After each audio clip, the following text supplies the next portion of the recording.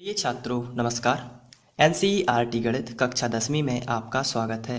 हम लोग प्रश्नावली 4.4 का प्रश्न क्रमांक 4 अब सॉल्व करेंगे, जिसमें पूछा गया है क्या निम्न स्थिति संभव है, यदि है तो उनकी वर्तमान आयु ज्ञात कीजिए। दो मित्रों की वर्तमान आयु का योग 20 है। 4 वर्ष पहले उनकी आयु का गुणनफल 48 था। तो यहाँ पर आपसे पूछा गया है कि क्या स्थिति संभव है ऐसी। तो आपको यहाँ पर ध्यान रखना है, दो मित्र हैं और उनकी वर्तमान आयु का योग 20 वर्ष है। तो दोनों की आयु का योग है 20 वर्ष। तो यहाँ पर समझ लेते हैं थोड़ा सा। यदि दो मित्र ए और बी हैं, माना कि दो मित्र ए और बी हैं, तो दोनों की जो आयु है उनका योग कितना है 20। यदि हम पहले मित्र की आयु यदि 10 वर्ष मानते हैं तो दूसरे मित्र की आयु आप बता दोगे कि 10 ही होगी, क्योंकि दोनों का योग कितना बताना है 20। यदि पहले मित्र की आयु 5 है तो आप कहोगे तो फिर दूसरे की 15 होगी, क्योंकि 15 और 5 कितने हो जाएंगे 20। तो यहाँ पर दोनों की आयु का योग हम पता है कि 20 है। यहाँ पर यदि पहले मित्र की आयु 15 है तो दूसरे मित्र की आयु कितनी हो जाएगी, तो आंसर है दूसरे मित्र की आयु 5 हो जाएगी, क्योंकि दोनों का टोटल कितना है 20 है। तो असल में हम क्या कर रहे हैं कि हमें पहले मित्र की आयु यदि पता है तो हम वो 20 में से घटा देते हैं तो दूसरे मित्र की आयु हमें पता लग जाती है। जैसे हमें पहले मित्र की आयु मान के चलिए पता है 10 है, तो आप 20 में से 10 घटा दोगे तो कितना आएगा, 10 ही आएगा। तो आप यहाँ पर बता देते हो कि बी की आयु 10 होगी। यदि आप यहाँ पर ध्यान से देखें, यदि ए की आयु आपको मालूम पड़ गई, मान के चलिए कि 5 है, तो आप क्या करोगे, बी की आयु कैसे निकालोगे, तो 20 में से आपको 5 घटा देना है तो 15 आ जाएगा। तो आपको पता चल जाएगा कि बी की जो आयु है वो कितनी है, 15 है। तो कैसे करते हो आप ये, यदि आपको ए की आयु पता चल जाएगी तो आप 20 में से घटा दोगे तो बी की आयु भी पता चल जाएगी, क्योंकि दोनों की आयु का योग कितना है 20 है। तो माना कि हमें ए की आयु x है, हमें क्योंकि पता नहीं है इसलिए हम मान लेते हैं कि पहले मित्र की आयु x वर्ष है। तो दूसरे मित्र की आयु कितनी होगी, तो आप 20 में से ही घटाओगे तो 20 माइनस x वर्ष हो जाएगी, क्योंकि दोनों की आयु का जो गुणनफल है, दोनों की आयु का जो योगफल है वो कितना है 20 है। तो यहाँ पर जब भी हमें दो चीज़ें दी हुई हों और उनका योग भी दिया हो तो पहले की चीज़ हम x मानते हैं तो दूसरा योग में से घटा लेते हैं। तो यहाँ पर दो मित्रों की वर्तमान आयु का योग 20 वर्ष है। तो हल, माना पहले मित्र की आयु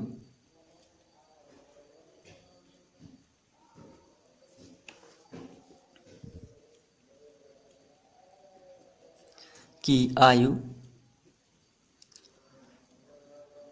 बराबर x वर्ष है। पहले मित्र की आयु x वर्ष है तो दूसरे मित्र की आयु कितनी हो जाएगी, तो आंसर है दूसरे मित्र की जो आयु है वो हो जाएगी 20 माइनस x, क्योंकि 20 माइनस x वर्ष, क्योंकि दोनों का योग कितना है 20 है। अगर 30 होता तो 30 माइनस एक्स, अगर 40 होता तो 40 माइनस एक्स। तो आपको ये याद रखना है, इस तरीके से करेंगे। अब ये हो गया। इसके बाद 4 वर्ष पूर्व उनकी आयु का गुणनफल 48 था। तो 4 वर्ष पहले, तो हम यहाँ पर प्रश्नानुसार लिख लेते हैं,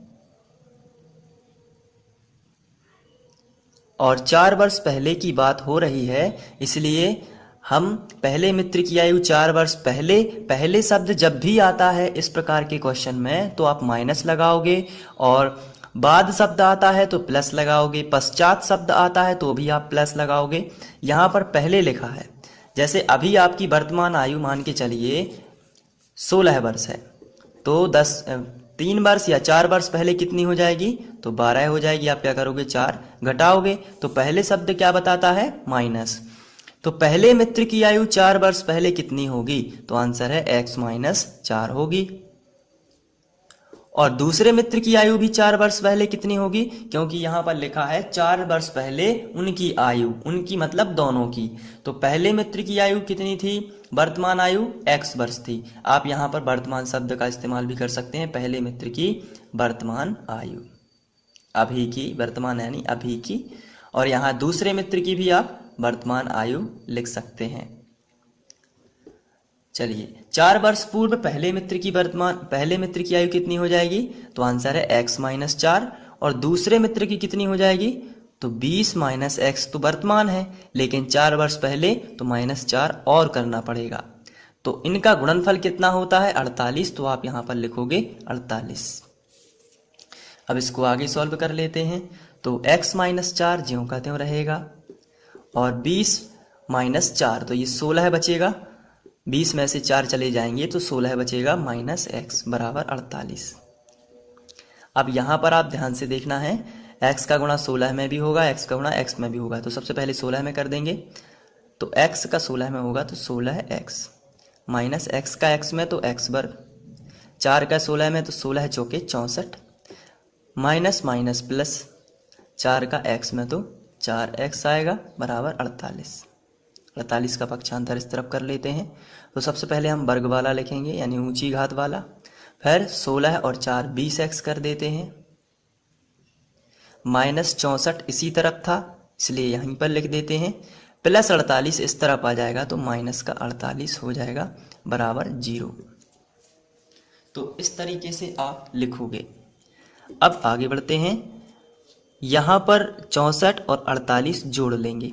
तो सबसे पहले माइनस एक्स वर्ग प्लस 20x, 64 और 48 जोड़ लेते हैं तो आएगा माइनस का 112 बराबर 0। अब माइनस से गुणा कर देते हैं क्योंकि माइनस आगे लगा है, तो हम x वर्ग प्लस का बन जाएगा माइनस 20x, लेकिन माइनस का बनेगा प्लस क्योंकि पूरे समीकरण में ऋण से गुणा हो रहा है, बराबर 0।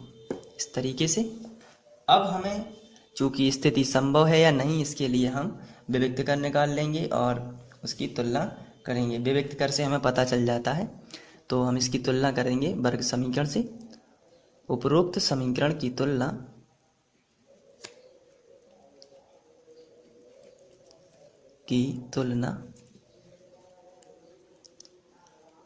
वर्ग समीकरण ax वर्ग प्लस bx प्लस c बराबर 0 से करने पर, तो चलिए तुलना कर लेते हैं। a का मान कितना आएगा, आंसर है x वर्ग का गुणांक कुछ भी नहीं लिखा है तो 1 माना जाता है। b का मान कितना आएगा, तो b का मान है, यहाँ पर x और x कैंसिल हो जाएगा, तो b का मान कितना दिखाई दे रहा है यहाँ पर, -20 लिखेंगे। और c का मान कितना है, तो आंसर है पूरा का पूरा 112 है। तो यहाँ पर ABC के मान निकाल लेना है। उसके बाद हम निकालेंगे विविक्त कर, इसलिए विविक्त कर d बराबर होता है b वर्ग ऋण 4ac। यहाँ पर b वर्ग जो है उसका मान, तो सबसे पहले b का मान रख लेते हैं जो कि है -20 और वर्ग लगा है तो वर्ग, -4 गुणित a का मान है 1, तो यहाँ पर 1 और c का मान है 112 तो 112। 20 का होता है 400 और माइनस माइनस हो जाएगा प्लस, यहाँ पर माइनस लगा है, और 4 एकम 4 और 4 गुणित 112 करेंगे तो 448, इसका गुणा इसमें करेंगे तो आएगा 448। तो यहाँ पर 448 में से 400 जाएंगे तो बचेगा 48, लेकिन माइनस वाली संख्या बड़ी थी इसलिए माइनस का चिन्ह। तो आप यहाँ पर देख सकते हैं कि d का मान जो है वो माइनस में आया है, तो यहाँ पे d जो है वो छोटा हो गया है 0 से, अतः मूल काल्पनिक है, इनका कोई भी अस्तित्व नहीं है।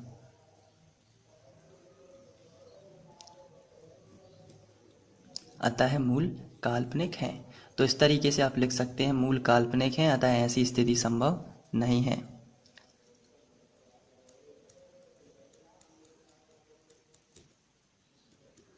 ऐसी स्थिति संभव नहीं है। तो इस तरीके से आप इसको सॉल्व कर सकते हैं। Thank you.